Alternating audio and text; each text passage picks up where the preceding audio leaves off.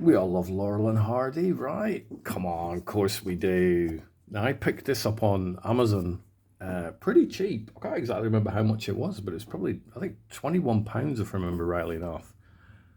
Now, is that expensive? I don't think so, because there's 21 discs in this thing, which I am now going to try and open for you. I remember watching a lot of Laurel and Hardy stuff on TV as a kid. Not in any sort of order, it's just it would pop up on TV around tea time and I'd sit and I would watch and I would laugh.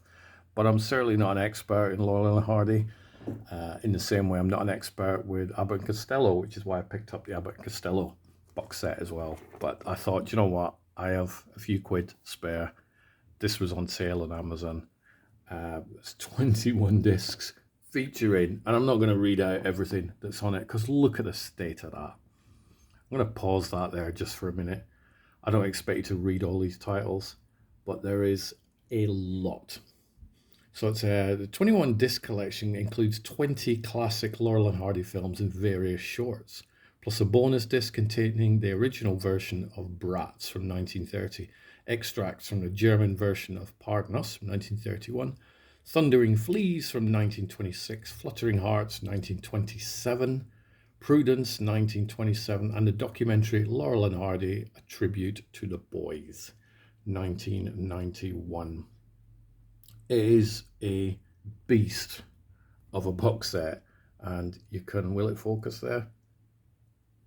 That running time is kind of crazy. That's so, but let's have a look at the packaging. Now, to fit 21 discs in this, it doesn't bode well. This packaging suspectably looks a bit like the same sort of packaging which the Miami Vice DVDs came in. So it's a case of great content. Don't know if I'm a huge fan of the packaging. As you can see, some of the discs have already fallen out from the packaging. So it's not ideal. Whoever came up with this idea of packaging needs a bit of a telling off. So on the discs, they are labeled up what they are. Apparently, and what I was reading was that, for example, let me just find out where that goes. Who knows where that goes? Put it in there.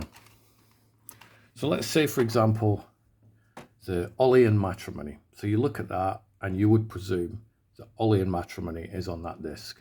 I'm not saying it's not on the disc, but from what I've read, some of the shorts that are in this set are also on the discs but aren't written on the discs. So if we look at, let's look at this one for example, because this may be a bit of a giveaway. So if we look at that one, right, so it says someone's ailing, but yeah, we get 1, 2, 3, 4, 5, we get like 7 things, 7 copyright years on this. So I suspect that this one contains a whole bunch of short films that aren't actually on there. The packaging is pretty bad, to be fair. And then on this one, Ollie and Matrimony, 1, 2, 3. So there's 4 on here. So you can't just go off that and go, I'll watch one. And then I've seen everything. These flip over like this. So there's like 2 discs on each one.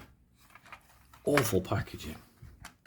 But I guess this is a reissue of a previous set which had the same content, but the previous one was like a huge briefcase, so I'm guessing that cost quite a lot of money. So it's the trade-off between the content versus the packaging. And I suppose as long as you're really, really careful with this, then it should be fine. But it's not ideal. It's not the sort of box set I would suggest loaning out to people, because if they don't look after your discs as much as you do, then they're going to get scratched to heck. I mean, you saw at the beginning where the first one had come out, that was how it was sealed up in. So if that's being shaken around in transit, then it could get damaged. So to put it away, put them on that side, they do sort of clip in a little bit, and then they will close that way. So if you are a fan of Laurel and Hardy, or you want to become a fan of Laurel and Hardy, or you know somebody likes Laurel and Hardy, you could do far worse than picking this set up, because there is a insane amount of Laurel and Hardy stuff in this box set. What do you think? probably just going to start right at the beginning and just work my way through the set. But it's pretty good. I'm happy with the price. Again, the packaging's not ideal, but the content's all there. And once it's closed, it does feel pretty solid. Nothing's really going to displace from it. Oh, actually, it might have done. Did the disc come out there? No, it didn't. Well, that's good. It sounded like a disc had come out when I was rattling it. No, it didn't, because they do sort of clip in. So there you go. That is my little show off of one of my purchases this week, the Laurel Hardy 21 disc collection. What's your thoughts? Fan? Not a fan? Never seen? Let me know.